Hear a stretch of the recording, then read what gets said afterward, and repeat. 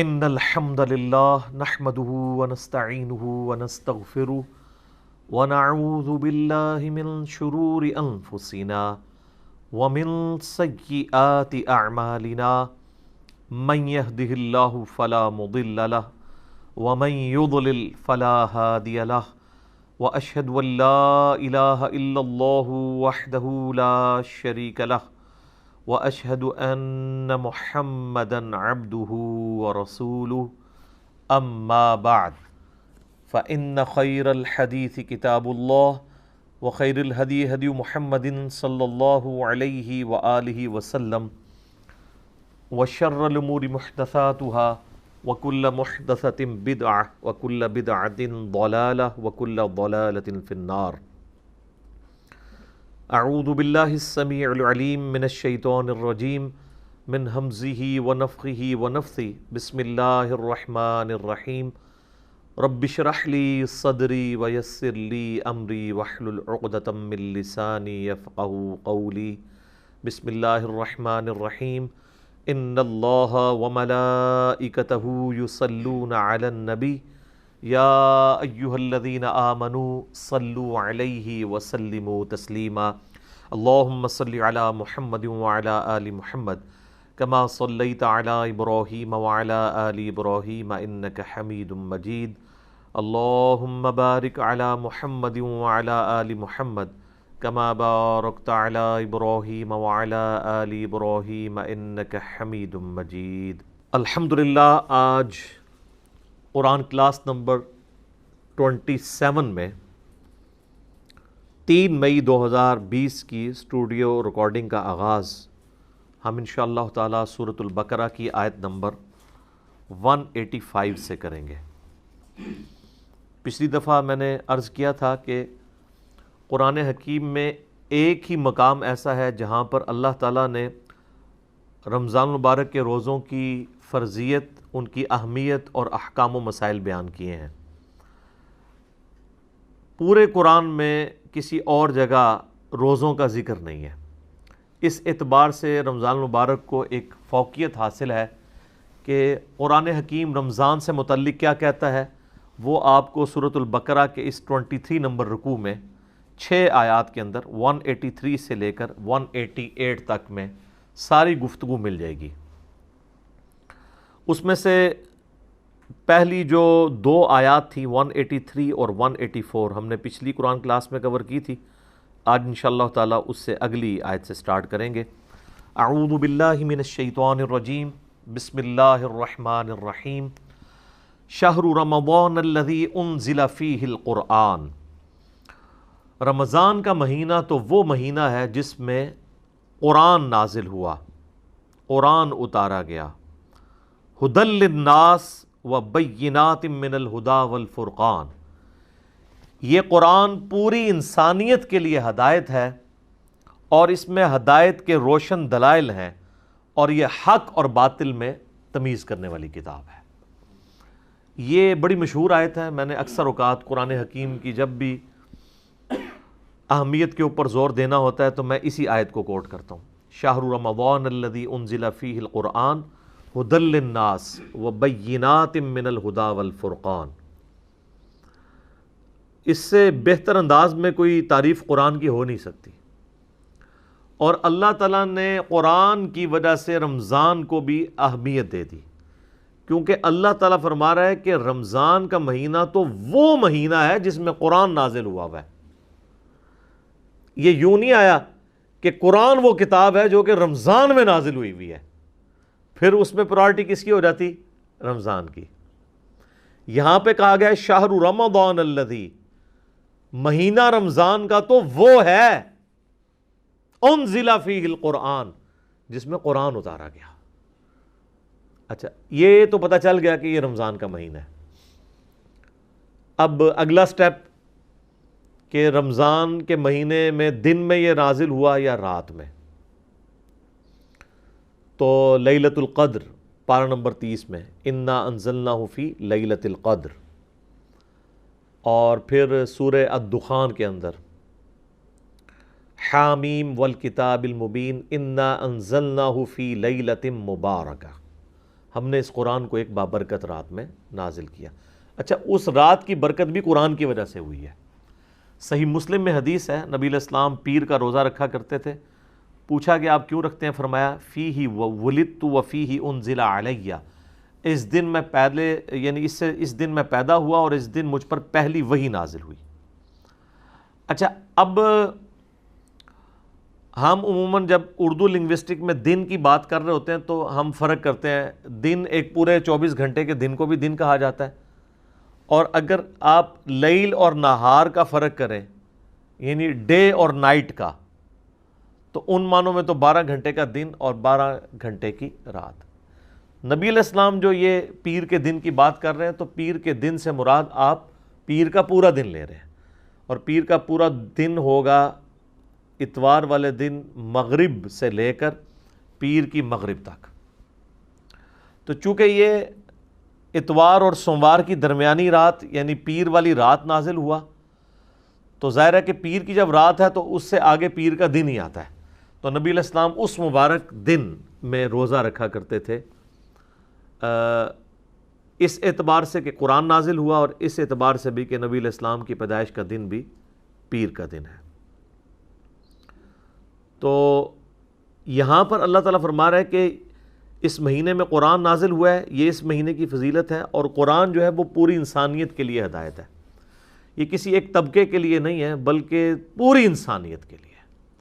لہٰذا اب اس سے یہ بات پتہ چل گئی جو قرآن کے شروع میں آیا ہدی للمتقین، اس سے مراد صرف اہل ایمان نہیں ہے بلکہ ہر وہ شخص متقی ہے جو یہ تصور کر کے ڈر جائے کہ مجھے میری مرضی کے بغیر کسی نے پیدا کیا ہے، وہ میرے ساتھ کچھ بھی کر سکتا ہے، تو اس شخص کے لیے قرآن میں ہدایت ہے۔ جو اس فزیکل ورلڈ سے باہر بھی کوئی عقیدہ رکھتا ہے کہ یہ سب کچھ جو ہو رہا ہے کسی کے کرنے سے ہو رہا ہے، اور جس کا یہ عقیدہ نہیں ہے اس کے لیے قرآن میں کوئی ہدایت نہیں ہے۔ وَبَيِّنَاتٍ مِّنَ الْهُدَىٰ، اور صرف ہدایت نہیں ہے، ہدایت کے روشن دلائل ہیں، یعنی اتنے روشن ہیں کہ ایک ان پڑھ کو، جاہل کو، جڈ کو بھی سمجھ آ جائے، ایک پڑھے لکھے کو بھی سمجھ آ جائے۔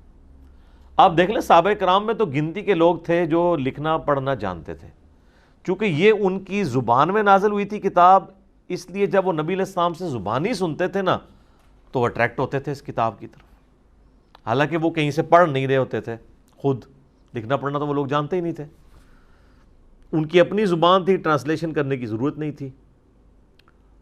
تو یہ اتنے روشن دلائل ہیں کہ اللہ تعالیٰ نے اس قوم کو اٹھایا اور پھر دنیا کی امامت کے اوپر فائز کر دیا، اس کتاب کے ذریعے سب کچھ تلپٹ ہوا ہے۔ فالفرقان، اور یہ حق اور باطل میں تمیز کرنے والی کتاب ہے۔ نبی علیہ السلام کے لیے بھی یہ لفظ استعمال ہوا ہے صحیح بخاری کے اندر، محمد فرق بین الناس، دو فرشتے آپس میں گفتگو کرتے ہوئے نبی علیہ السلام یعنی وہ اس کو روایت کر رہے ہیں، ایک فرشتہ دوسرے سے کہتا ہے کہ یہ محمد وہ ہے جو حق اور باطل میں تمیز کرنے والی شخصیت ہے۔ تو قرآن بھی الفرقان ہے، اور سراپا قرآن، قرآن مجسم، یعنی قرآن اگر جسم کی حالت میں آتا تو نبی علیہ السلام کی مبارک ذات ہے۔ جو صحیح مسلم میں حدیث ہے، سیدہ عائشہ سے پوچھا گیا کہ نبی علیہ السلام کے اخلاق کیسے تھے؟ اخلاق سے مراد آپ کے شمائل، آپ کی کردار، آپ کی صفات، آپ کا اوڑھنا بچھونا، آپ کس طرح کے انسان تھے؟ تو انہوں نے کہا قرآن نہیں پڑھتے ہو؟ قرآن ہی نبی علیہ السلام کا اخلاق تھا، یعنی قرآن کو جو مطلوب انسان ہے نا، اگر پرفیکٹ فارم میں کوئی موجود ہے روئے ارض کے اوپر تو وہ محمد رسول اللہ صلی اللہ علیہ وآلہ وسلم کی مبارک ذات ہے۔ تو ہم اسی لیے آپ کو قرآن مجسم کہتے ہیں کہ قرآن اگر انسانی شکل میں آتا کوئی جسم اڈاپٹ کر کے تو نبی علیہ السلام اس کی پریکٹیکل مثال ہے۔ خیر اس پہ تو اب بہت کچھ بولا جا سکتا ہے، میں اسی کے اوپر اکتفا کرتا ہوں۔ فَمَنْ شَهِدَ مِنْكُمُ الشَّهْرَ، تو جو کوئی تم میں سے اس مہینے کو پائے، فَلْيَصُمْ، تو اسے چاہیے کہ وہ رمضان کے مہینے کے روزے رکھے۔ اچھا اب یہ جو الفاظ ہیں نا، جو کوئی اس مہینے کو پائے، یعنی جس کی زندگی میں یہ مہینہ آ جائے، جب بھی یہ مہینہ آئے گا اس نے روزے رکھنے ہوں گے۔ اس سے بعض لوگوں نے یہ بھی رزلٹ نکالا کہ اگر کسی کی زندگی میں رمضان کا مہینہ نہ آئے تو اس پہ رمضان کے روزے فرض نہیں ہیں۔ تو اب کوئی ایسا بھی ہو سکتا ہے جس کی زندگی میں رمضان کا مہینہ نہ آئے. وہ کہتے ہیں جی جن جگہوں پر چاند کا حساب کتاب کرنا مشکل ہے, دن رات کی کوئی تفریق نہیں ہے, نارتھ پول کے اوپر ساؤتھ پول کے اوپر 6 مہینے کا دن 6 مہینے کی رات ہوتی ہے, تو وہاں پر تو رمضان آتا ہی نہیں ہے. تو لہٰذا وہاں پر اگر کوئی لوگ آباد ہوں تو ان کے اوپر رمضان کا مہینہ کے روزے فرض نہیں ہوں گے. ایک اعتبار سے تو یہ بات ٹھیک ہے. یہ یعنی باقاعدہ فقہ حنفی والوں نے بحثیں کی ہیں. فقہ حنفی سے مراد آج کل کے جو جدید علماء ہیں. پرانے لوگوں کو تو یہ پتہ ہی نہیں تھا کہ یہ قطبین بھی کوئی چیز ہے, نہ اس زمانے میں کوئی علم غیب ہوتا تھا. تو یہ تو ساری کہانی ہے نا کہ ان کو پتہ ہوتا. لہٰذا امام حنیفہ کی تو فقہ میں آپ کو کہیں نہیں ملے گا. یعنی آج کے جو فقہا ہیں فقہ حنفی کے یا باقی فقہا اس کے اوپر بحث کرتے ہیں, جبکہ یہ ان کا اجتہاد درست نہیں ہے میری نظر میں. اس کی وجہ یہ ہے, اگر یہی بات مان لی جائے گی تو پھر تو 5 نمازیں بھی ختم ہو جائیں گی. 6 مہینے کا دن اور 6 مہینے کی رات کا مطلب ہے کہ 6 مہینے میں صرف 3 نمازیں پڑھی جائیں جو آ جائیں آپ کی, اور رات کی جو 1 نماز آ جائے وہ آپ نے پڑھنی ہے. پورے سال میں 3-4 نمازیں ہی آئیں گی. اس اعتبار سے اگر اجتہاد کیا جائے تو صحیح مسلم کی جو حدیث ہے نا, نبی علیہ السلام نے فرمایا جب دجال دنیا میں آئے گا تو پہلا دن جو ہے وہ 1 سال کا ہوگا, اور دوسرا دن جو ہے وہ 1 مہینے کا ہوگا, تیسرا دن جو ہے وہ 1 ہفتے کا ہوگا, اور پھر باقی سارے دن نارمل ہوں گے. تو صحابہ کرام نے پوچھا یا رسول اللہ اگر ہم وہ زمانہ پائیں تو پھر ہم اپنے نمازوں کا کیا کریں گے؟ اگر سال کا 1 دن ہے تو دن میں تو 5 نمازیں ہوتی ہیں 24 گھنٹے کے اندر. تو آپ علیہ السلام نے فرمایا کہ تم اپنے اندازے کو مقرر کر لینا اسی اعتبار سے. یعنی وہ ڈیوریشن تو سال ہوگی اس دن کی, لیکن تم نے اپنا اندازہ ایسے مقرر کرنا ہے کہ اپنی گھڑی کے اعتبار سے اسے ڈیوائیڈ کر لینا. اب یہ دیکھ لیں, یہ فتنہ آ بھی اس وقت رہا ہے کہ جب لوگوں کے پاس واقعی اندازہ مقرر کرنا آسان ہے. صحابہ کرام کے لیے تو اندازہ مقرر کرنا تو سن لائٹ کی وجہ سے وہ ایک ورٹیکل چیز کو گاڑ کے دھوپ گھڑی بنایا کرتے تھے. اس زمانے میں تو یہ والی گھڑیاں ہیں نہیں تھی, لیکن یہ گھڑیاں آپ دیکھیں کتنی پرفیکٹ ہیں کہ یہ گھڑی دھوکہ نہیں کھاتی. دن کے 12 بجے بھی اگر بالکل گھوپ اندھیرا چھا جائے کوئی بیوقوف آدمی بھی روزہ افطار نہیں کرے گا. لیکن صحیح بخاری میں آتا ہے نبی علیہ السلام کے زمانے میں بادل چھا گئے تو صحابہ کرام کہتے ہیں ہم نے سمجھا کہ سورج غروب ہو گیا, ہم نے روزہ افطار کر لیا. بعد میں سورج نکل آیا تو پھر اس روزے کی قضا دینی پڑی. اس سے بھی پتہ چلا صحیح بخاری کی حدیث سے کہ صحابہ کرام کے زمانے میں نبی علیہ السلام اس وقت زندہ تھے. نبی علیہ السلام کے زمانے میں صحابہ کرام کے زمانے میں علم غیب نہیں ہوا کرتا تھا, ورنہ اس طرح روزہ کھول لیتے. یہ تو کہتے ہیں نا وہ جی صحابی کے قدموں کی خاک جو ہے نا وہ کسی گھوڑے کے نتنے میں بیٹھے نا تو ایک ولی اس کو نہیں پہنچ سکتا. تو تھوڑے ولی تھے پتہ نہیں کہ کچھ دس دینے سب کہانیاں نے. تو وہ روزے کی قضا بھی دینی پڑی صحابہ کرام کو. تو اب مجھے بتائیں اگر اس زمانے میں یہ والی گھڑی ہوتی تو جناب بادل تو دور کی بات ہے, سورج فزیکلی بھی غروب ہو جائے نا, اگر گھڑی کے اوپر ٹائم نہ ہو, لوگوں نے یقین کرنا کہ یہ ہو کیسے گیا جی, ابھی تو ٹائم ہی نہیں ہوا. تو یہ جناب اس گھڑی کی برکت ہے. تو آج آپ دیکھ لیں کہ جو نارتھ پول اور ساؤتھ پول کے قریب علاقے ہیں جہاں پہ دنوں کی لینتھ کافی زیادہ ہے, کئی مہینوں کے اوپر ایک دن ہے, کیونکہ وہاں پہ سورج افق کے ساتھ ساتھ چلتا ہے. ہمارا تو یوں چلتا ہے نا مشرق سے مغرب یوں, چونکہ وہ ٹپ کے اوپر ہے تو ان کے سورج یہاں سے ایسے چلتا ہے, یوں ایسے چلتا رہتا ہے, پھر ہلکا سا یوں جا کے پھر وہ نکل آتا ہے. تو یہ چلنے میں 6 مہینے یوں لگتے ہیں, اور غروب ہوتا ہے تو 6 مہینے یوں نیچے رہتا ہے, پھر 6 مہینے ایسے اس طریقے سے. تو وہاں پہ لوگ نارمل زندگی گزار رہے ہیں جناب. انہوں نے گھڑیاں بنائی ہوئی ہیں, لوڈ شیڈنگ وہاں پہ ہوتی نہیں ہے, اپنے دن رات اسی اعتبار سے ڈیوائیڈ کیے ہوئے. ایون آج بھی اگر جو ہے وہ سورج کی روشنی ماند پڑ جائے, باقی جو سائنٹیفک ایشوز آئیں گے وہ تو اپنی جگہ ہیں, یعنی پودوں کی خوراک کا مسئلہ وہ ساری چیزیں, لیکن ایٹ لیسٹ یہ ایشو نہیں آئے گا کہ کوئی شخص نماز کی ٹائمنگ کا اعتبار نہ کر سکے. ایون ہمارے پاکستان سے بھی کچھ فوجی حضرات انٹارکٹیکا گئے تھے, تو وہاں پر انہوں نے باقاعدہ نماز پڑھتے ہوئے ان کی اس وقت تصویریں بھی انہوں نے یعنی میڈیا کے اوپر ہائی لائٹ کی تھی کہ سورج دن کے وقت نکلا ہوا ہے اور وہ کہتے ہیں ہم عشاء کی نماز پڑھ رہے ہیں. تو انہوں نے اپنے ٹائم کو اس اعتبار سے ڈیوائڈ کیا ہوا. تو اس طرح کا ٹائمنگ آپ کر سکتے ہیں.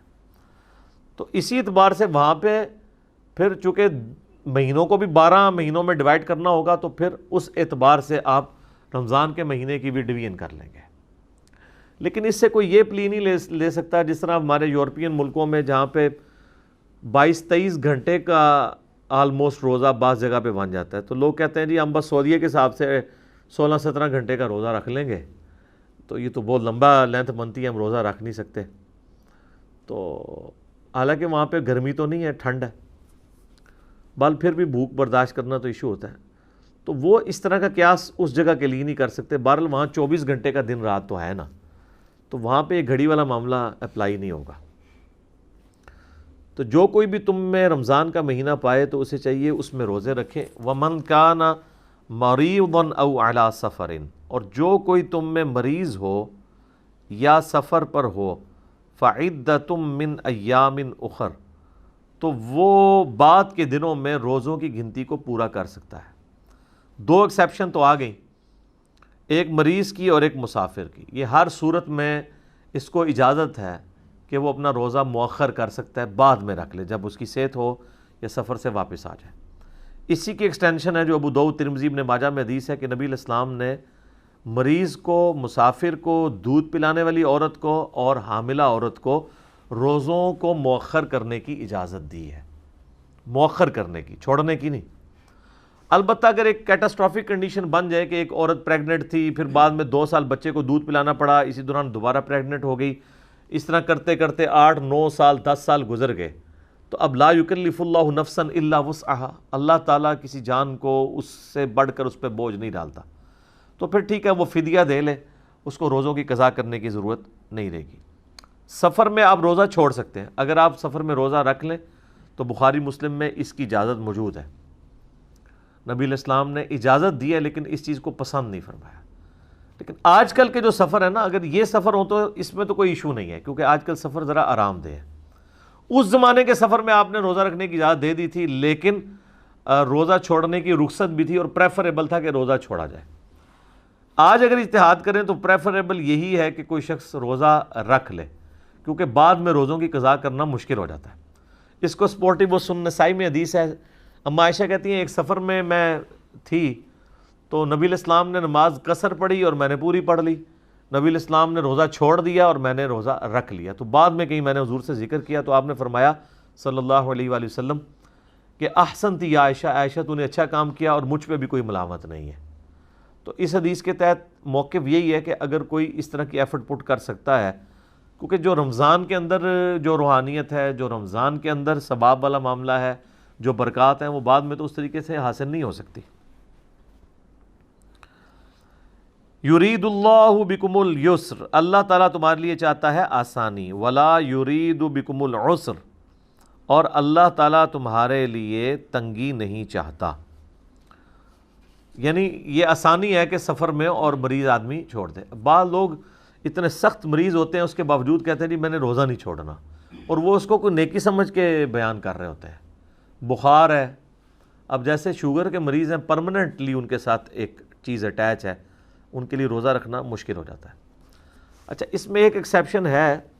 بعض اوقات شوگر کے مریضوں کے ساتھ ایسا ہوتا ہے کہ کسی دن ان کو تو پیاس تنگ نہیں کرتی، کسی دن تنگ کرتی ہے. تو اس کے لیے پھر اجتہاد یہی ہوگا کہ وہ روزہ رکھ لیں، جس دن ان کا روزہ نبھ جائے نبھا لیں، اور جس دن ان کو توڑنا پڑ جائے تو وہ توڑ لیں. کیونکہ بخاری مسلم حدیث ہے، صحابہ کرام کہتے ہیں جب ہم لوگ فتح مکہ کے لیے روانہ ہوئے تو رمضان کا مہینہ تھا، تو ہم نے روزہ سفر میں بھی رکھا ہوا تھا، لیکن عصر کے وقت بری حالت ہو گئی صحابہ کرام کی. تو نبی علیہ السلام نے اعلانیہ پانی کا پیالہ منگوا کے نا روزہ توڑا سب کے سامنے، اپنا روزہ سب سے پہلے. پھر آپ صلی اللہ علیہ وآلہ وسلم کا یہ عمل دیکھ کے صحابہ کرام نے بھی اپنے اپنے روزے توڑ دیے. تو بعض اصحاب کی خبر حضور تک پہنچی کہ انہوں نے روزہ نہیں توڑا، تو آپ نے فرمایا یہ لوگ نافرمان ہیں جنہوں نے روزہ نہیں توڑا. کیونکہ ظاہر جہاد کے لیے، قتال کے لیے جا رہے تھے، اگر یہیں پہ الٹے پڑے ہوتے آگے جا کے انہوں نے کیا لڑنا تھا۔ تو اس سے یہ بات پتہ چلی کہ اگر کسی نے روزہ رکھا ہوا ہے اور اس دوران اس سے یہ اندازہ ہو جاتا ہے کہ میں روزہ اپنا نہیں چلا سکوں گا، تو وہ روزہ توڑ بھی سکتا ہے، اور اس کا توڑنے کا اس کے اوپر کوئی گناہ نہیں ہوگا، بلکہ ایک روزے کی قضا دینی ہوگی، کفارہ کوئی نہیں ہوگا۔ یہ فرق سمجھ لیں، قضا یہ ہوتی ہے کہ روزے کے بدلے ایک روزہ۔ نفلی پہ تو سب کا اجماع ہے کہ نفلی تو جان بوجھ کے توڑیں یا جس طرح بھی توڑیں، اس کے بدلے ایک روزہ ہے۔ فرض روزے کے بارے میں یہ اختلاف پایا جاتا ہے، کیونکہ بخاری مسلم میں حدیث ہے، ایک صحابی نے اپنی بیوی کے ساتھ ازدواجی تعلق کر کے قائم کر کے اپنا روزہ توڑ لیا، نبی علیہ السلام کے پاس حاضر ہوا، آپ نے فرمایا کہ بھئی وہ جو کفارہ ہے وہی ادا کرو، 60 مسکینوں کو کھانا کھلاؤ، ٹھیک ہے، ایک غلام آزاد کرو، غلام نہیں آزاد کر سکتے، 60 مسکینوں کو کھانا کھلاؤ یا 60 روزے رکھو۔ اس نے کہا جی میں تو اس میں سے کچھ بھی نہیں کر سکتا۔ تو نبی علیہ السلام نے فرمایا تم بیٹھ جاؤ۔ اتنے میں ایک شخص آیا حضور علیہ السلام کو، اس نے ایک کھجور کا ٹوکرا گفٹ کیا، تو آپ نے فرمایا وہ روزہ توڑنے والا کدھر گیا؟ ان کا یا رسول اللہ میں حاضر۔ کہا کہ وہ تو غلام بھی نہیں آزاد کر سکتا اور 60 روزے بھی نہیں رکھ سکتا، 60 مسکینوں کو بھی نہیں کھلا سکتا، تو یہ ٹوکرا لے جا کے مدینے کے غریبوں میں بانٹ دے، تیرا کفارہ ادا ہو جائے گا۔ اچھا، یہ خصوصیت صرف نبی علیہ السلام نے اس شخص کے لیے دی، یہ حکم عام نہیں ہوتا اس طرح کی کوئی چیز کہ اس کو کوئی بندہ ایز اے رول پیش کر دے۔ یاد رکھیے گا کہ اسلام کے جو قوانین ہیں وہ محکم دلائل سے اخذ کیے جاتے ہیں۔ یہ نہیں ہوتا کہ آپ جو ہے کسی ایک شاذ سے واقعے کو پکڑ کے تو پوری ڈاکٹرن بدل دیں، جس طرح وہ آج ابو داؤد کی آپ حدیث 428 نمبر ڈسکس کر رہے تھے کہ صحابی نے کہا کہ مجھ سے نمازیں پڑھنا مشکل ہے، میری تو کام کی روٹین ایسی ہے، تو آپ علیہ السلام فرمایا کہ اسرین پڑھ لیا کرو تم، یعنی جو فجر کے وقت کی نماز ہے، یعنی سورج نکلنے سے پہلے کی نماز اور سورج غروب ہونے سے پہلے کی نماز، بس یہ 2 نمازیں تم پڑھ لیا کرو۔ اب اس کا یہ مطلب نہیں کوئی لے سکتا کہ باقی نمازیں معاف ہیں، اگر کسی نے لینا ہے تو پھر اسی ایک شخص کے لیے مراد لینا ہوگا، ورنہ بخاری مسلم میں تو واضح حدیثیں ہیں کہ 5 وقت کی نماز تم پہ فرض کی گئی ہے، تو وہ ساری ختم تو نہیں ہو جائیں گی۔ دوسرا یہ معنی ہوگا کہ ان دونوں کا تو خصوصیت سے اہتمام کرو، باقی کا اگر کہیں جماعت میں سستی ہو جاتی ہے، کہیں اول وقت میں نہیں پڑھ سکتے، چلو بالکل آخری وقت میں کوئی پڑھنا چاہتے ہو اپنی ٹیلر میڈ کر کے پڑھ لو، لیکن ان 2 کو پرائورٹی کے ساتھ پڑھو، یہ مطلب لیا جا سکتا ہے۔ تو وہ صحابی کہنے لگا یا رسول اللہ میں تو خود اتنا غریب ہوں، تو پھر آپ نے فرمایا کہ تم خود ہی کھجوریں کھا لو، تمہارے روزے کا کفارہ ادا ہو جائے گا۔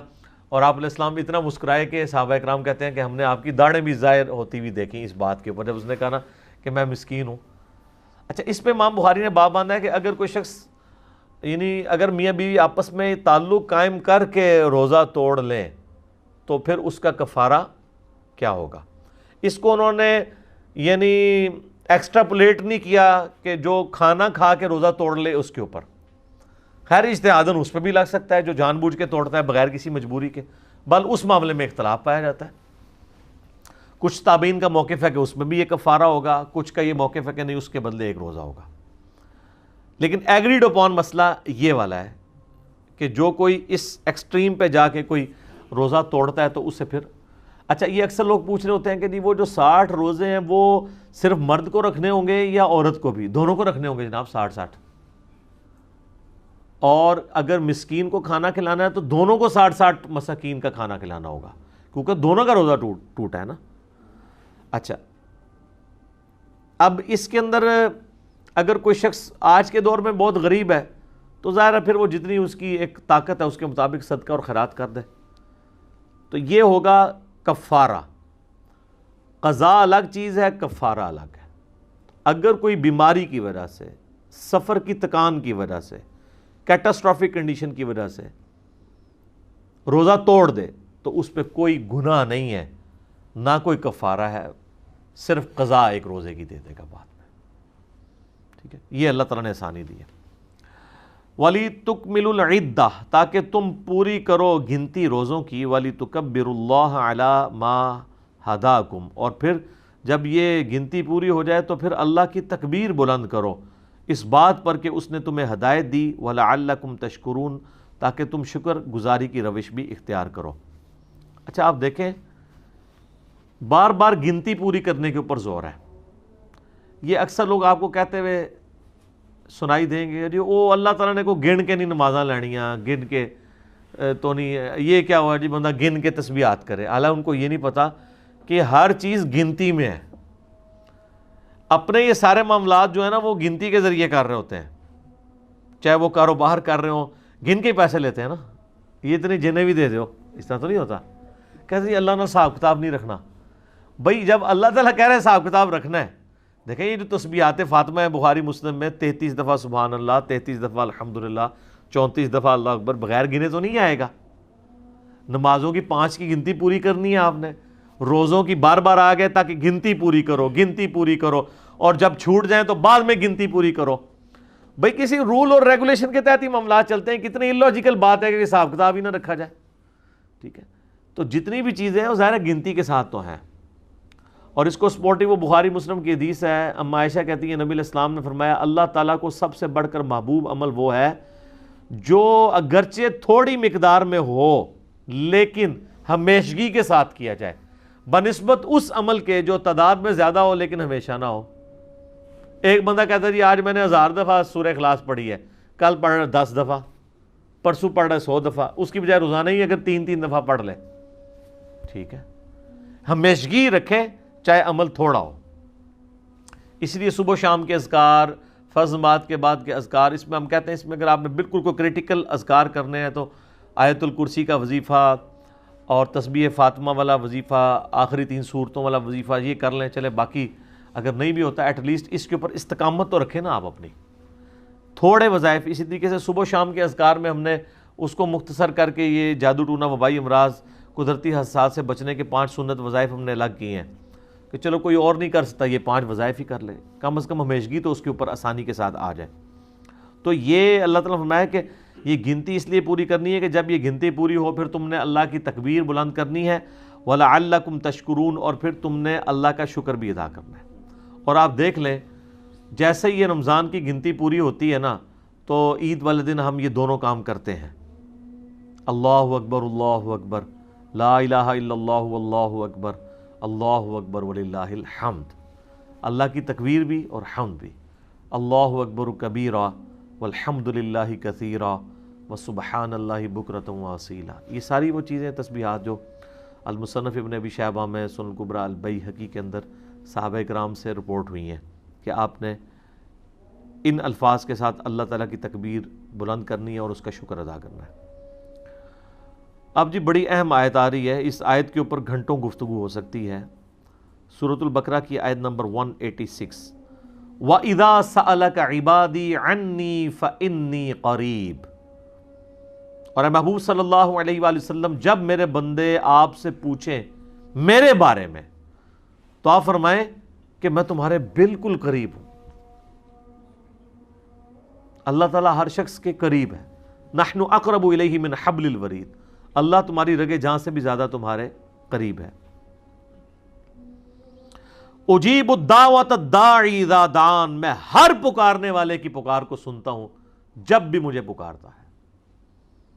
فَلْيَسْتَجِيبُوا لِي، لیکن شرط یہ ہے کہ تم لوگ بھی میرے حکم پر لبیک کہو، میرا کہنا مانو. وَلْيُؤْمِنُوا بِي لَعَلَّهُمْ يَرْشُدُونَ، اور ایمان لاؤ تم لوگ بھی جس طرح کے ایمان لانے کا حق ہے تاکہ تم ہدایت پا سکو. یہ جی آیت انسانیت کا میگنا کارٹا ہے جو یورپ کے اندر 17ویں صدی عیسوی کے اندر ایک قانون پاس ہوا تھا کہ ہر انسان کا یہ رائٹ ہے کہ وہ اپنے حکمران سے جا کے سوال کر سکتا ہے، اس کا دروازہ کھٹکھٹا سکتا ہے اپنے رائٹ کے لیے. یہ آیت پوری انسانیت کے لیے میگنا کارٹا ہے کہ ہر شخص اللہ تعالیٰ کو پکار سکتا ہے، بیچ میں کسی کو کوئی ڈالنے کی ضرورت نہیں ہے. اب اس سے زیادہ اور کن الفاظ میں سمجھایا جائے کہ جب میرے بندے آپ سے میرے بارے میں پوچھے تو آپ فرمائیں میں تمہارے بالکل قریب ہوں، ہر پکارنے والے کی پکار کو سنتا ہوں. اب یہاں تو یہ ہونا چاہیے تھا کہ میں تم سے بہت دور ہوں، ایک سیڑھی لگاؤ میرے تک پہنچو، وچ کوئی پاؤش ہے، کہنا نا وچ کوئی کہنا چھت تک پہنچنے کے لیے سیڑھی چاہیے ہوتی ہے. تو آپ سیڑھی کے بغیر چھت تک نہیں پہنچ سکتے۔ اس طرح کی مثالیں اللہ کے بارے میں بیان کرنا یہ تو حرام ہے، بعض اوقات کفر ہو جاتا ہے۔ قرآن میں آپ دیکھیں جگہ جگہ جہاں پر کافروں پر رد کیا گیا تو بار بار یہ کہا گیا ہے کہ اللہ کے بارے میں ایسی بات نہ کرو جو علم کے اوپر مبنی نہیں ہے۔ تم بغیر علم کے اللہ کے بارے میں یہ بات کر رہے ہو۔ 2 دفعہ تو ایک یہ آیت آئی ہے سورہ نساء میں المائدہ میں، یا اہل الکتاب لا تغلو فی دینکم ولا تقولوا علی اللہ الا الحق، اے اہل کتاب اپنے دین میں غلو نہ کرو، افراط و تفرید کا، ایگزیجریشن کا شکار نہ ہو، اور دیکھو اللہ کے بارے میں کوئی بات نہ کرو مگر وہ جو حق پر مبنی ہے، جس کو وہی سپورٹ کرے گی۔ اور پھر آپ سورہ حج کے اندر سورۃ المومنون میں دیکھیں، جہاں کہیں بھی اللہ تعالیٰ کافروں کی بد عقیدگی کا ذکر کرتا ہے تو یہی کہتا ہے کہ یہ لوگ بغیر علم کے اللہ کے اوپر ایسی چیزیں ڈال دیتے ہیں، یا اللہ پر ایسی باتیں کر رہے ہیں جس کے بارے میں ان کو علم ہی نہیں ہے کہ اللہ کی شان شان ہی نہیں ہے۔ تو علم کی بنیاد پہ اللہ کے ساتھ کوئی بات کرنی ہے تو یہ کہنا کہ جی سیڑھی جس طرح چھت پہ جانے کے لیے ضروری ہے، اس طریقے سے اللہ تک پہنچنے کے لیے بیچ میں کوئی واسطہ ڈالنا ضروری ہے۔ اگر آپ اس واسطے سے مراد پیغمبر کو لے رہے ہیں تو وہ پیغمبر سیڑھی نہیں ہے، بلکہ پیغمبر آپ کو اللہ کی شناخت کرواتے ہیں۔ وہ بتاتے ہیں کہ اللہ تعالیٰ کن چیزوں سے راضی ہوتا ہے، کن چیزوں سے ناراض ہوتا ہے۔ وہ یہ نہیں کہتے کہ آپ ہمیں پوجنا شروع کر دو، وہ کہتے ہیں ہم جو تمہیں سکھا رہے ہیں نا اس طریقے سے اللہ کی طرف رجوع لاؤ۔ اور وہ ہمیشہ یہ کہتے ہیں کہ ہم یہ جو تمہیں سکھا رہے ہیں یہ ہم خود تو سکھا ہی نہیں رہے، ہمیں اللہ نے سکھایا ہے۔ تو پیغمبر تو پھر اللہ کے احکامات کو سمجھانے کے لیے دنیا میں آتے ہیں، وہ سیڑھی نہیں ہوتے اس اعتبار سے، وسیلہ ہوتے ہیں تو اس اعتبار سے کہ اللہ کے احکامات ہم تک پہنچاتے ہیں، اس اعتبار سے نہیں کہ ان کی عبادت کرنی شروع کر دی جائے، جیسا کہ کرسچنز نے عیسیٰ علیہ السلام کے بارے میں کرنا شروع کر دیا۔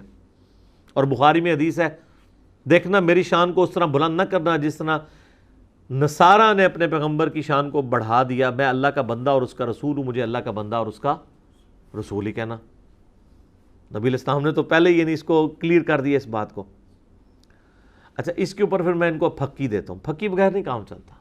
جو کہنا جی چھت تک جانے کے لیے سیڑھی چاہیے، دیکھیں جی اس کے بغیر چھت تک نہیں پہنچ سکتے، تو پہلے تو ان کو لاجیکل یہ بات کریں کہ اللہ تعالیٰ تو چھت پہ ہے نہیں، وہ تو کہتا ہے میں تمہارے اشارت سے بھی زیادہ تمہارے قریب ہوں، تو اس کے لیے تو کہیں جانا ہی نہیں پڑتا، وہ تو کہہ رہا ہے میں تمہارے بالکل قریب ہوں، تو چھت بیچ میں کہاں ڈال دیا، یہ چھت تو بہت دور ہے، یہ تو لاجیکل بات ہے۔ پھر بھی نہ سمجھ آئے تو ان کو کہیں کہ دیکھیں اگر آپ نے دنیاوی مثالیں دینی ہے تو مجھے یہ بتائیں، اگر کسی جج کی عدالت میں 100 جھوٹے گواہ پیش ہو جائیں، پرہیزگار قسم کے داڑھیوں پگڑیوں والے، اور کسی شخص کے اوپر جھوٹی گواہی دے دیں کہ یہ قاتل ہے، تو جج کو تو نہیں پتا کہ یہ جھوٹے ہیں، کیونکہ جج نے تو شواہد کی بنیاد پہ فیصلہ کرنا ہے، اس کو اللہ کی طرف سے حکم بھی یہی ہے کہ فتویٰ ظاہر پہ لگنا ہے، تو یقیناً جج اس کو پھانسی دے دے گا۔ مجھے آپ یہ بتائیے کہ اگر اللہ تعالیٰ جو قیامت کے دن کا جج ہے، اس کے سامنے زمین و آسمان کی ساری مخلوقات مل کے، سارے فرشتے مل کے، سارے پیغمبر مل کے، یہ for the sake of argument میں کہہ رہا ہوں، نعوذ باللہ ایسا نہیں ہے کہ ایسا ہوگا، جھوٹی گواہی دے دیں کہ یا اللہ یہ تو بہت بڑا مجرم تھا دنیا میں، اس نے نیکی کی کوئی ایک رتی بھی نہیں کی ہے، اور وہ ایسا نہ ہو، تو مجھے بتائیں کیا اللہ تعالیٰ ان ساری مخلوقات کی گواہی اس شخص کے خلاف قبول کر لے گا؟ تو اس کا مطلب اللہ کے لیے تو مثال ہی نہیں بیان ہو سکتی، کتنی بڑی پکی ہے۔ اے جناب جیلن شریف ہی تیار ہوندی ہے، ادھر وہ خود بھی مانیں گے، ان کو کہ نہیں آپ تو آپ اسی اصول میں آئے نا سیڑھی والے میں، کہ جج کو تو چاہیے کہ وہ فیصلہ کرے شواہد کی بنیاد پہ، تو اللہ کو بھی چاہیے کہ شواہد کی بنیاد پہ فیصلہ کر دے۔ کہیں گے نہیں اللہ کے لیے تو ایسی مثال بیان ہی نہیں کی جا سکتی۔ تو سر یہ جو آپ وسیلے اور بیچ میں سیڑھیاں اور پتہ نہیں کیا کچھ بنا رہے ہیں، تو یہ مثال آپ کیسے بیان کر سکتے ہیں اللہ کے لیے؟ اور یہ آیت تو کتنی واضح ہے کہ میرے بندے جب تم سے میرے بارے میں پوچھیں۔ ڈاکٹر اسرار صاحب رحمہ اللہ نے ایک بہت بڑا ٹروتھ ریویل کیا ہے اس آیت کے حوالے سے۔ وہ کہتے ہیں کہ رمضان کے مہینے کے اوپر ڈسکشن ہو رہی ہے مسلسل 6 آیات، اور اچانک سینٹر میں یہ آیت آ گئی ہے تو یقیناً اس کا تعلق رمضان کے ساتھ ہے، کیونکہ اس سے پہلے بھی رمضان ڈسکس ہو رہا ہے، اس کے بعد بھی رمضان، اور کوئی تان ٹوٹی بھی نہیں ہے۔ آپ دیکھیں پھر ساتھ ابھی فقہی مسائل یہ ڈسکس ہوئے ہیں نا کہ روزے چھوڑ سکتے ہو بیماری میں بھی اور اس طرح بھی، پھر تکبیر بلند کرو، پھر دوبارہ سے آپ فقہی احکام و مسائل شروع ہو جائیں گے ان کے رمضان کے روزوں کے۔ وہ کہتے ہیں کہ جی یہ سینٹر میں، اور یہ ایگزیکٹ سینٹر میں ہے آیت، وہ کہتے ہیں اس کا مقصد یہ ہے کہ رمضان وہ مہینہ ہے جس میں آپ قرآن کے ذریعے اللہ تک پہنچ سکتے ہیں، کیونکہ قرآن ہی تو تذکیر کرتا ہے انسان کی۔ اگر اس کا ترجمہ آتا ہو، یا ترجمہ نہ آتا ہو تو کم از کم آپ ایئر فلائٹ موڈ میں کر کے موبائل یا مصحف ہاتھ میں لے کے تراویح میں کھڑے ہو جائیں اور آپ کو پتہ ہو ترجمے والا قرآن ہو کہ کیا قاری صاحب تلاوت کر رہے ہیں، تو پھر تو آپ پہ اثر ہوگا۔ صحابہ کرام کو تو یہ کوئی پریشانی نہیں تھی، تو ان کی اپنی زبان تھی۔ تو جب کوئی شخص رمضان میں عبادت کرتا ہے، پورا دن بھوکا پیاسا رہتا ہے اور رات کو کھڑا ہو جاتا ہے قرآن سننے کے لیے، کتنی تکلیف اٹھاتا ہے، دن کو اپنی بھوک اور پیاس کو برداشت کرنا، پیٹ کی قربانی دینا، اور رات کو نیند کی قربانی دینا، دونوں قربانیاں ہوگی نا۔ تو انسان کے دماغ میں ایک بات تو آتی ہے نا کہ میں جس کے لیے قربانیاں کر رہا ہوں، کیا اس کو بھی پتہ ہے کہ میں اس کے لیے کیا کچھ کر رہا ہوں؟ جب انسان کو یہ پتہ ہونا کہ میں جس کے لیے کر رہا ہوں وہ مجھے دیکھ رہا ہے، پھر تکلیف جھیلنی آسان ہو جاتی ہے۔ یہ ایک نیچرل چیز ہے۔ آپ اپنے دنیاوی کسی دوست کے لیے کوئی تکلیف اٹھا رہے ہو نا، اور آپ کو یہ پتہ چل جائے کہ میرے اس دوست کو پتہ چل گیا کہ میں اس کے لیے اس مصیبت سے گزرا ہوں، تو آپ کے لیے وہ تکلیف جھیلنی آسان ہو جاتی ہے۔ کیوں؟ انسان کو اندر سے خوشی ہوتی ہے۔ صحابہ کرام بھی نبی علیہ السلام سے سوال کرتے تھے، دیکھیں نا اس میں وَإِذَا سَأَلَكَ عِبَادِي، اے نبی میرے بندے آپ سے پوچھتے ہیں میرے بارے میں۔ کیوں پوچھتے ہیں؟ کہ دیکھو جی بھوک پیاس نیند قربان کر رہے ہیں، اللہ خوش ہے نا ہم سے، اللہ کو تو پتہ ہے نا ہم اس کے لیے کیا کر رہے ہیں۔ تو یہ پوچھتے اسی لیے ہیں کہ جب وہ تکلیف کاٹتے ہیں نا جناب، جب آپ کو تکلیفیں کاٹنی پڑ رہی ہو نا، پھر بندہ پوچھتا ہے یار میں ابھی تو نہیں لگ گیا کدھرے، کوئی نکلے ہی نہ رزلٹ۔ تو اسی لیے ہے کہ وَإِذَا سَأَلَكَ عِبَادِي، جب میرے بندے آپ سے پوچھتے ہیں نا میرے بارے میں، تو فرماؤ فَإِنِّي قَرِيب أُجِيبُ الدَّعْوَةَ الدَّاعِي إِذَا دَعَانِ، ہر پکارنے والے کی پکار کو سنتا ہوں جب وہ مجھے پکارے۔ شرط یہ ہے فَلْيَسْتَجِيبُوا لِي، ان کو بھی تو چاہیے نا کہ میرا حکم مانے اور مجھ پر ایمان لائیں جیسا کہ ایمان لانے کا حق ہے، تب یہ کامیاب ہوں گے۔ لَعَلَّهُمْ يَرْشُدُونَ۔ اللہم اجعلنا منہم، اللہ تعالیٰ بھی ہمیں ان کامیاب لوگوں میں داخل فرمائے۔ اللہم من احییتہ منا فاحیہ علی الاسلام ومن توفیتہ منا فتوفہ علی الایمان، آمین۔ اب پھر جناب فقہی احکام و مسائل شروع ہو گئے ہیں روزوں کے، یعنی یہ روحانی ایپیکس تھا یہ والی آیت، رمضان کا روحانی مقصد، یعنی ایک اعمال کا ظاہر ہے اور ایک اس کی ہے روحانی چیز۔ احل لکم لیلۃ الصیام الرفث الی نسائکم، حلال کر دیا اللہ نے رمضان کی راتوں میں تمہارا اپنی بیویوں کے ساتھ تعلق قائم کرنا۔ ہن لباس لکم، وہ تمہارا لباس ہیں، وانتم لباس لہن، اور تم ان کا لباس ہو۔ علم اللہ انکم کنتم تختانون انفسکم، اللہ خوب جانتا ہے، اللہ نے یہ چیز جانی، آبزرو کی۔ یہاں جاننا آبزرو کرنے کے معنوں میں، جانتا تو وہ پہلے سے ہی ہے، اس نے یہ آبزرو کیا۔ کنتم تختانون انفسکم، کہ تم اپنی جانوں میں خیانت کرتے تھے۔ فتاب علیکم، تو اس نے تم پر توبہ فرمائی، تمہاری طرف رجوع لے کر آیا۔ وہ اللہ بھی رجوع لے کے آتا ہے نا، بندہ بھی لے کے آتا ہے۔ تم پر نظر شفقت فرمائی، نظر کرم فرمائی۔ فتاب علیکم وعفا عنکم، اور تمہیں معاف کر دیا۔ فالآن، تو پس اب آؤ، باشروہن، ان کے ساتھ ازدواجی تعلق قائم کرو۔ وابتغوا ما کتب اللہ لکم، اور پھر جو اللہ نے تمہاری قسمت میں لکھا ہے وہ اللہ سے طلب کرو، یعنی اولاد۔ اس تعلق کا مقصد اولاد ہے۔ اس آیت کے کانٹیکسٹ میں صحیح بخاری میں موجود ہے کہ روزہ تو آپ کو پتہ دن کے وقت ہوتا ہے، لیکن صحابہ کرام اجتہاد کرتے تھے کہ وہ رمضان کے پورے مہینے میں وہ یہ سمجھتے تھے کہ ہمیں اب اپنی بیویوں سے الگ ہونا ہے، کیونکہ جب پیٹ کی قربانی دی جا رہی ہے، نیند کی قربانی دی جا رہی ہے، تو وہ سمجھتے تھے یہ بھی ایک قربانی ہے، روزے کی حالت میں تو آئی ہے، ظاہر ہے روزہ تو ٹوٹ جائے گا، تو لیکن رات کے وقت تو روزہ نہیں ہوتا، تو وہ یہ سمجھتے تھے کہ نہیں، رمضان چونکہ ہے ہی قربانی کا مہینہ ہے تو پھر رات میں بھی ہمیں بیویوں کے قریب نہیں جانا چاہیے۔ جبکہ بعض صحابہ ایسے تھے وہ کہتے تھے کہ اب تو افطار ہو چکا ہے، تو اب لہٰذا اس کے اوپر وہ حکم تو نہیں ہوگا، دن کے وقت تو ظاہر ہے کہ روزہ ٹوٹ جائے گا، لیکن اب تو وہ حکم نہیں ہوگا، تو وہ اپنی بیویوں کے ساتھ تعلق بھی قائم کرتے تھے، لیکن اندر ان کو گلٹ بھی فیل ہوتا تھا۔ یہ جو ہے نا، کنتم تختانون انفسکم، تم اندر ہی اندر خیانت سمجھ رہے ہوتے تھے اسے، کہ کہیں غلطی نہ کر رہے ہوں، اور کر رہے اس لیے تھے کہ کوئی واضح حکم بھی نہیں ہے، تو اللہ نے فرمایا کہ واضح حکم بھی نہیں تھا، تم گلٹ بھی فیل کر رہے تھے، لو ہم نے تمہیں ویسے ہی اجازت دے دی ہے اس کی، ٹھیک ہے۔ تو اللہ تعالیٰ نے یہ بہت بڑی آسانی دی ہے اس امت کے لیے کہ روزے کی ڈیوریشن جو ہے وہ 24 گھنٹے کرنے کی بجائے کر دی دن کے وقت، اور رات کے وقت اس تعلق کی اجازت دے دی۔ اب ایک اور فقہی مسئلہ ڈسکس ہو رہا ہے ساتھ ہی، وَكُلُوا وَاشْرَبُوا، اور کھاؤ اور پیو، حَتَّى يَتَبَيَّنَ لَكُمُ الْخَيْطُ الْأَبْيَضُ مِنَ الْخَيْطِ الْأَسْوَدِ، یہاں تک کہ جو سفید ڈورا ہے وہ سیاہ ڈورے سے ممتاز ہو جائے، من الفجر، صبح کے وقت، یعنی یہ جو آپ کو پتہ ہے نا، جب پو پھوٹتی ہے نا صبح کے وقت، آپ اگر مشرق کی طرف دیکھیں نا تو عشاء کا وقت جب ختم ہوتا ہے نا تو صبح صادق شروع ہوتی ہے، آج کل آلموسٹ ہو رہی ہے وہ 3:50 پہ آلموسٹ، تو 3:50 پہ جو ہے وہ فجر کا وقت داخل ہوتا ہے، تو اگر آپ اونچی جگہ پہ کھڑے ہونا تو آپ کو فجر میں ہلکی سی ایک ٹیوب لائٹ نظر آنا شروع ہوگی، سفیدی جو افق کے اوپر پھیلی ہوگی، اور وہ ایسی ہوگی کہ آپ کو یعنی رات کا جو سیاہ ڈورا ہے اور جو صبح کا وائٹ ڈورا ہے وہ دونوں علیحدہ سے 2 لائنیں نظر آ رہی ہوں گی، اس ڈورے سے مراد یہ ہے۔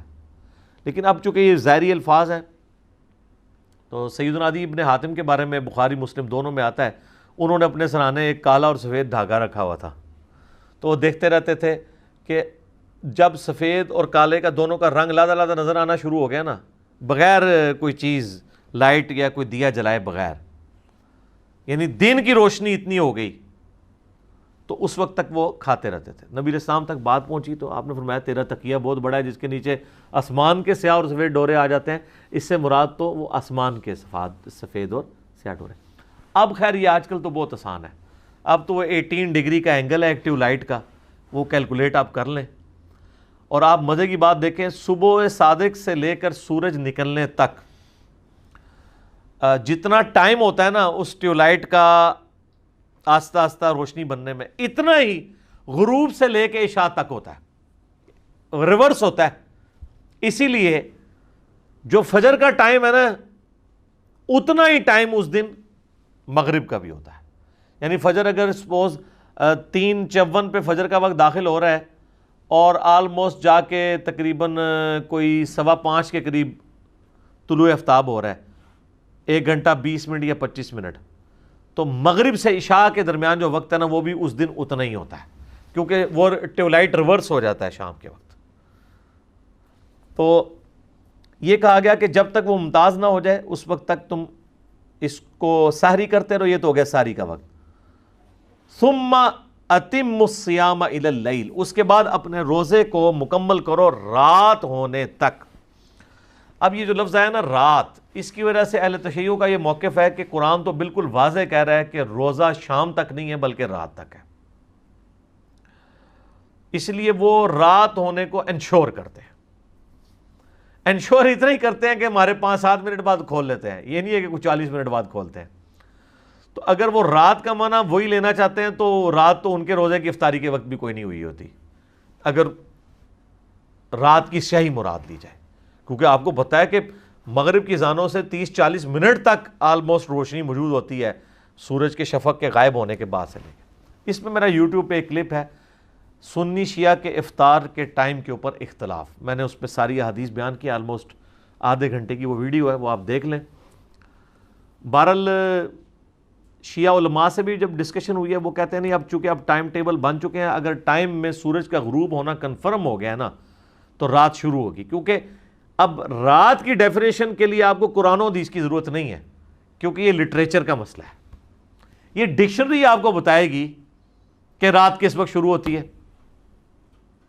قرآن حدیث اب کہہ رہے ہیں نا رات، تو قرآن یہ تو نہیں بتا رہا کہ اتنے ستارے گنے جا سکیں اور اتنے نہ گنے جا سکیں. رات مطلب جو عرف عام میں رات مانی جاتی ہے، تو ڈکشنری کہتی ہے کہ غروب آفتاب رات ہے. شام جو ہے عصر اور مغرب کے درمیان کا وقت ہے، آخری 20-25 منٹ. ہم ویسے مغرب کو شام کی نماز کہتے ہیں، حالانکہ مغرب رات کی نماز ہے، شام کی نماز نہیں ہے، کیونکہ غروب ہو چکا ہوتا ہے. اسی تو آپ دیکھیں نا تراویح ہم ایک دن پہلے پڑھتے ہیں، اور جیسے ہی مغرب کے بعد چاند نظر آتا ہے شوال کا تو اعتکاف والے اٹھ جاتے ہیں مسجد سے، کیونکہ وہ کہتے ہیں اب اگلا دن، یہ تو نہیں کہ رات ہونے کا انتظار کرتے ہیں. تو رات سے مراد ہے غروب آفتاب. اگلے زمانوں میں ظاہر غروب آفتاب کو انشور کرنا ضروری تھا. یعنی آپ ایسی جگہ پہ رہ رہے ہیں کہ بظاہر کسی پہاڑ کے پیچھے سورج چھپ رہا ہے لیکن وہ سورج ابھی مکمل غروب نہیں ہوا، تو پھر آپ افطار تو نہیں کر سکتے. اور یہ بھی یاد رکھیے گا، آپ جس جگہ پہ نا اگر آپ کے سامنے سورج آپ کو نظر آ رہا ہے تو وہ آپ گھڑی دیکھ کے روزہ افطار نہیں کر سکتے جب تک وہ غروب نہ ہو جائے. اگر وہاں پہ وہ غروب ہوتا ہے تو میں قطبین کی بات نہیں کر رہا ادھر. مثلا آپ کو پتا ہے یہ جو برج العرب ہے یہ آلموسٹ 1 کلومیٹر اونچا ہے. تو انہوں نے جو بالکل ٹاپ والی ہیں نا ان کی گھڑیوں کی ٹائمنگ ڈیفرنٹ دی ہوئی ہے افطاری کی، اس کے اندر 3-4 منٹ کا فرق ہے. کیونکہ جب آپ زمین کی سرفیس سے 1 کلومیٹر اوپر چلے جائیں تو زمین پہ تو سورج غروب ہو چکا ہے، ادھر نہیں ہوا. تو انہوں نے باقاعدہ ٹائمنگ دی ہوئی ہوتی ہے کہ اتنی منزل والوں کا افطار اس وقت ہوگا، اتنی والوں کا اس وقت ہوگا، کیونکہ ان کو تو سورج سامنے نظر آ رہا ہے. نیچے والوں نے دیکھ لیا غروب ہو گیا اور واقعی غروب ہو گیا. لیکن جب آپ ہائٹ پہ ہوتے ہیں نا تو زمین کی کرویچر کو بھی آپ دیکھ رہے ہوتے ہیں.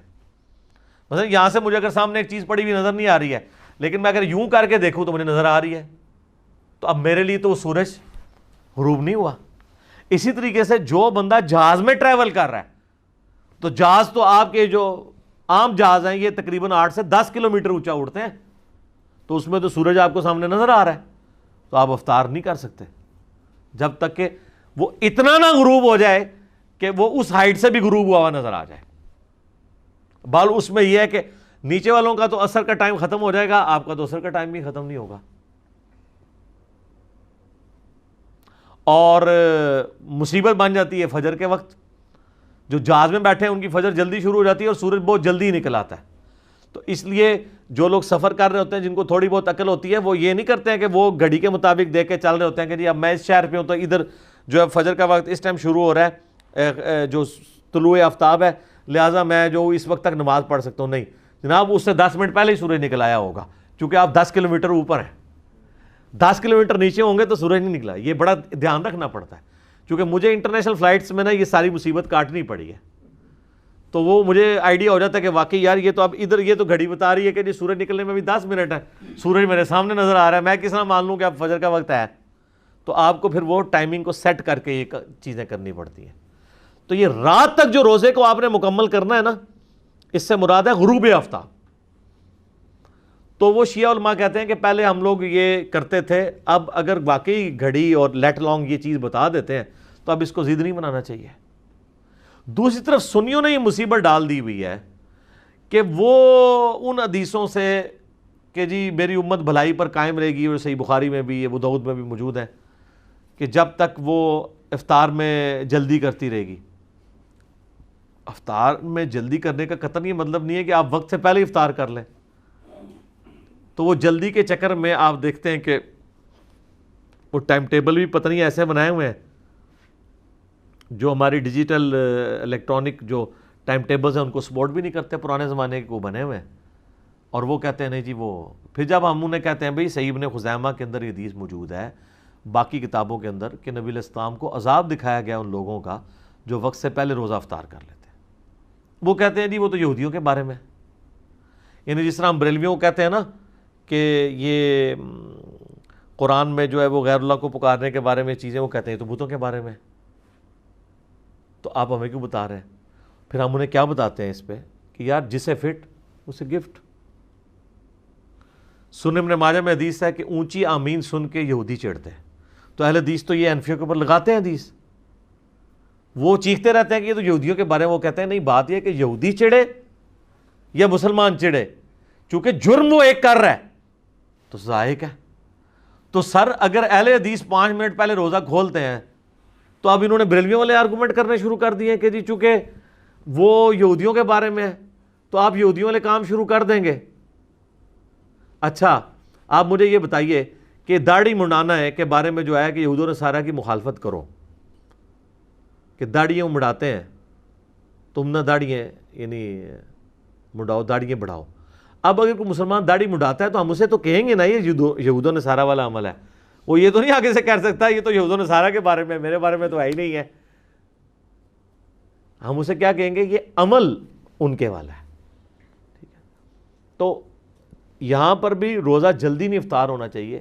ہمارے جرم شہر کے آپ نقشہ اٹھا کے دیکھ لیں، اب ڈیجیٹل واچ انہوں نے لا کے رکھی ہے، وہ ڈیجیٹل واچ بتا رہی ہے ان کے 5-6 منٹ کی افطاری پہلے ہو رہی ہے۔ دارالاسلام پبلیکیشن دنیا میں اہل حدیث کا سب سے بڑا ادارہ ہے، ان کے آپ ٹائمنگز دیکھیں، نماز کی، غروب آفتاب کی دیکھیں، ان کی ٹائمنگ سے بھی فرق ہے۔ تو بہتر یہ ہے کہ آپ گھڑیوں کو اور مسلم پرو کو، اسلام 360 سلاٹ ٹائم، یا سب سے بہتر ہے گوگل میں لکھیں۔ بعض کا دن کے آپس میں بھی 1-1, 2-2, 3-3 منٹ کے فرق آ جاتے ہیں، وہ اتنے بڑے فرق نہیں ہوتے ہیں۔ اس میں آپ پھر احتیاط کریں کہ سحری میں آپ اس کو فالو کریں جو سب سے پہلے ختم سحری بتا رہا ہے، اور افطار میں آپ اس کو فالو کریں جو سب سے آخر میں افطار کا ٹائم بتا رہا ہے۔ میں تو الحمدللہ افطاری میں بھی آلموسٹ 5 منٹ کی احتیاط کرتا ہوں، اور سحری میں بھی۔ تو یہ جو ہے نا کہ افطار میں جلدی کرنا، مراد یہ ہے کہ کوئی اتنا روزہ لیٹ نہ کر دے کہ وہ 20, 25, 30 منٹ گزر جائے، وہ ناپسندیدہ ہے۔ تو اتنا تو کوئی بھی نہیں کر رہا ہوتا، تو یہ شیعہ کے اوپر لگا رہے ہوتے ہیں، یہ لیٹ کر رہے ہوتے ہیں۔ شیعہ کدھر، ہمارے ٹائمنگ میں آلموسٹ، بلکہ جب سے ہم نے لوگوں کو ایجوکیٹ کیا تو آلموسٹ شیعہ کا سنی کا ٹائم ایک جیسا ہی ہے۔ سنی کو 2-3 منٹ آگے چلے جائیں تو شیعہ 2-3 منٹ پیچھے آ جائیں، درمیان میں کنسیسز کر لیں تو آلموسٹ ٹائم وہی ہے۔ یہ میری شیعہ علماء سے باقاعدہ بات ہوئی ہے، میں نے اس ویڈیو میں بھی ریکارڈ کروایا۔ وَلَا تُبَاشِرُوهُنَّ وَأَنْتُمْ عَاكِفُونَ فِي الْمَسَاجِدِ، اور دیکھو اپنی عورتوں کے ساتھ ازدواجی تعلق نہ قائم کرنا جب تم مسجد میں اعتکاف کر رہے ہو۔ یعنی اب یہ نہیں تم پلی لے سکتے کہ چونکہ رمضان کی راتوں میں یہ تعلق قائم کرنا جائز ہے تو مسجد میں بھی جائز ہوگا، کیونکہ اس زمانے میں ظاہر ہے کہ مسجدوں میں ہی عورتوں کے خیمے بھی لگتے تھے۔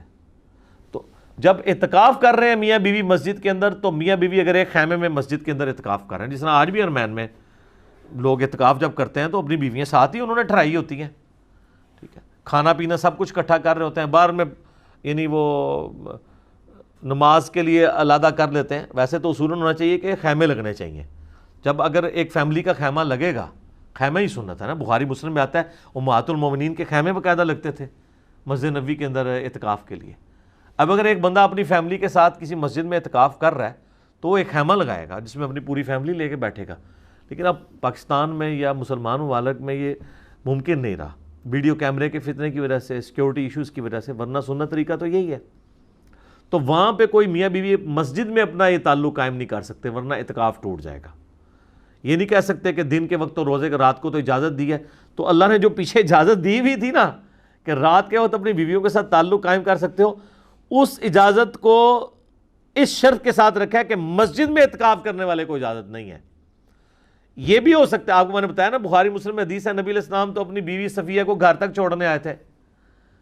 آپ کوئی زیادہ سیاڑا بنے ہو کہ جی رات کے وقت تو آپ گھر بھی آ سکتے ہیں، کھانا کھانے کے لیے بھی آ سکتے ہیں، بیوی کو چھوڑنے بھی آ سکتے ہیں، تو باقی کوئی جو ہے وہ کوئی اور حقوق پورے کرنے کے لیے بھی پہنچ جائے۔